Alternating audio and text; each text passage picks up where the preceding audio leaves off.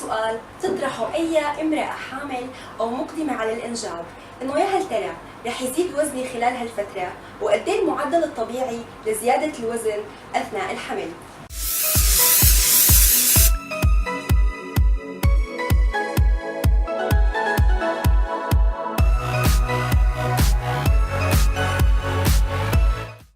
التغذية هي أحد العوامل الأساسية والمهمة في حياتنا بصورة عامة، فكيف لو كانت بمرحلة حساسة من حياة المرأة مثل مرحلة الحمل والإنجاب؟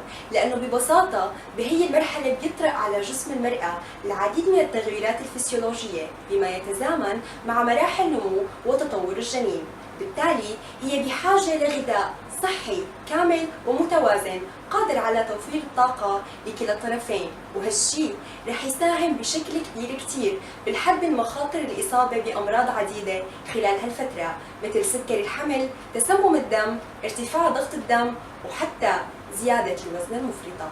أهم سؤال تطرحه أي امرأة حامل أو مقدمة على الإنجاب، إنه يا هل ترى رح يزيد وزني خلال هالفترة؟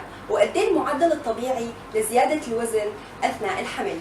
أكيد وبدون شك وزنك رح يزيد خلال هالفترة، ومع بلوغك الأسبوع العشرين من الحمل نجد إنه وزنك زاد بمعدل 3 كيلو ونص عن وزنك الطبيعي السابق يلي كان قبل الحمل، وبعد هيك رح يبتدي وزنك يزيد بمعدل نصف كيلوغرام بالأسبوع الواحد، ومع اقتراب موعد الولادة نجد إنه المعدل الطبيعي لزيادة وزنك خلال هي الفترة بيتراوح ما بين 9 ل 11 كيلوغرام. ولو افترضنا امرأة كان وزنها 55 كيلوغرام رح نجد إنه المعدل الطبيعي لزيادة وزنها أثناء هالفترة بيتراوح ما بين 64 ل 66 كيلوغرام. وكل ما زاد وزنك بصورة أقل وضمن المعدل الطبيعي أثناء الحمل هالشي رح يساعدك بخسارة وزن أسرع بعد الولادة. في حال كانت الزيادة أكثر من 50% من الوزن المتوقع زيادته، النتيجة هي زيادة احتمالية تعرضك للأمراض يلي ذكرتها مسبقاً من سكري الحمل، ارتفاع ضغط الدم، وزيادة الوزن المفرطة. أما في حال كانت الزيادة أقل من 50% من الوزن المتوقع زيادته، فالنتيجة هي زيادة احتمالية تعرضك للولادة المبكرة وزيادة احتمالية تعرض طفلك لبعض التعقيدات عند الولادة. السؤال الثاني يلي بتطرحه أي امرأة حامل أو مقدمة على الإنجاب، ما هي العناصر الغذائية الأمثل لها خلال هالفترة؟ بيراود المرأة الحامل الرغبة بتناول الأطعمة مثل الحلويات والمخللات يلي من الممكن أنه ما كانت المفضلة بالنسبة لها قبل الحمل. طبعا هالأمر طبيعي، ولكن بشرط أنه يبقى بصورة معتدلة. تحتاج المرأة الحامل حوالي 300 سعرة حرارية إضافية عن الاحتياج اليومي للشخص البالغ، نظرا للتغيرات الطارئة على جسمها خلال هي الفترة، وهالأمر مهم لنمو وتطور الجنين، إضافة لأنه بيساعد الأم على التأقلم مع الضغوط اللي ممكن تتعرض لها خلال هالفترة من عدوى ونوبات نزيف، وحتى تكون الأنسجة الجديدة الخاصة بها وبالجنين مع عمليات التمثيل الغذائي لها.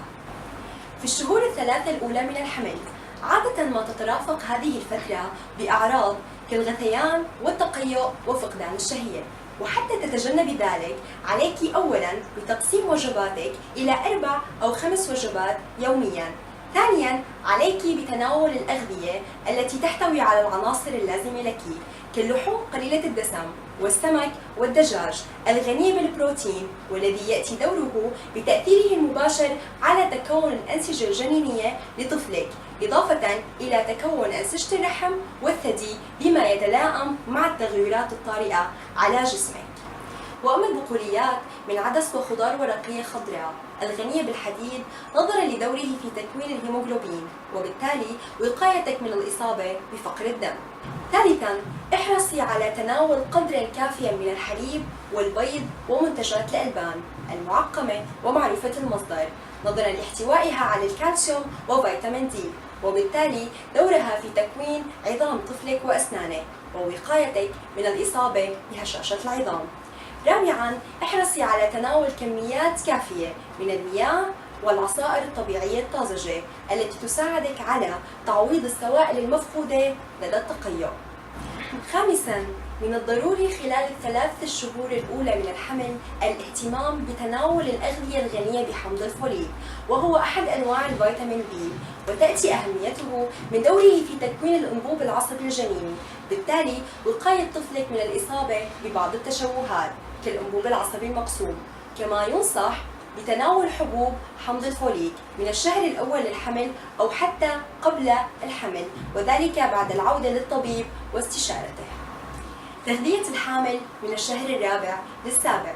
خلال هذه الفترة تتبدل شكوى الحامل من الغثيان والتقيؤ إلى الإحساس بالحرقة والانتفاخ والإمساك نظراً لزيادة حجم الجنين. أما عن فقدان الشهية فتستعيد الأم شهيتها مجدداً، لذلك من المهم اختيار الطعام اللازم والمناسب للحفاظ على نمو الجنين وصحة الأم، حيث يجب أن تشمل وجبة الإفطار على العناصر الغذائية الهامة كالبروتين والكالسيوم والفيتامينات والمعادن، وذلك بتناول كوب حليب، بيض، قطعة جبن قليلة الملوحة والدسم، خبز أو ثمرة فاكهة، ويمكن إضافة الخضار. أما عن وجبة الغداء فيجب أن تشمل على شرائح الدجاج أو السمك أو حتى اللحم المشوي، ولكن مع الحرص الجيد على طهي اللحم جيداً تجنباً لانتقال أي آفات بكتيرية كالتوكسوبلازما أو ما يسمى بداء المقوسات. ويمكن الغداء أن يكون بقوليات كالعدس أو حتى طبق من السلطة إلى جانب أحد أنواع النشويات كالرز أو المعكرونة. أما بالنسبة لوجبة العشاء فيمكن تناول وجبة خفيفة سهلة الهضم وقبل النوم بساعتين، وذلك لتجنب شعور بالحرقة والانتفاخ ككوب من الزبادي أو أحد منتجات الألبان، إضافة إلى ثمرة من الفاكهة أو الخضار. أما بالنسبة للوجبات الخفيفة يلي من الممكن تناولها بين الوجبات الرئيسية مثل المكسرات والفواكه والخضار الغنية بالألياف يلي بتساعد في التخفيف من حدة بعض الأعراض مثل الإمساك. ويجب تجنب تناول الأطعمة الغير الصحية مثل البطاطا المقلية والكثير من الحلويات نظراً لأنه رح تزيد نسبة شعورك بالحرقة والانتفاخ. تغذية المرأة في الشهور الأخيرة من الحمل. لكل مرحلة متطلباتها. بهالمرحلة عليك الإكثار من تناول الأجبان والألبان الغنية بالكالسيوم والفيتامين دي نظراً لدوره في الحفاظ على صحة عظامك وعظام طفلك، إضافة لضمان تكون الحليب للرضاعة الطبيعية بعد الولادة. تناول الكثير من الخضار الغنية بالألياف والفواكه الغنية بالمعادن والفيتامينات كالفيتامين سي في الليمون والبرتقال نظراً لدوره في زيادة قدرة جسمك على امتصاص كميات أكبر من الحديد، بالتالي وقايتك من الإصابة بفقر الدم، إضافة إلى دوره في التخفيف من حدة النزيف. وأخيراً عليك تجنب الأطعمة ذات الأملاح العالية كالمعلبات والصلصات والمخللات نظراً لدورها في زيادة شعورك بالحرقة والانتفاخ أكثر من أي وقت ثاني.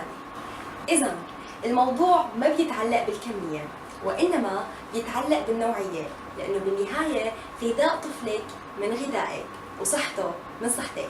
كانت معكم رويدة عمار صباغ بهالفيديو المقدم للمشاركة بالدورة الثالثة لأسبوع يوتيوب المرأة العربية الذي تنظمه وترعاه بودكاست أرابيا. دمتم بخير.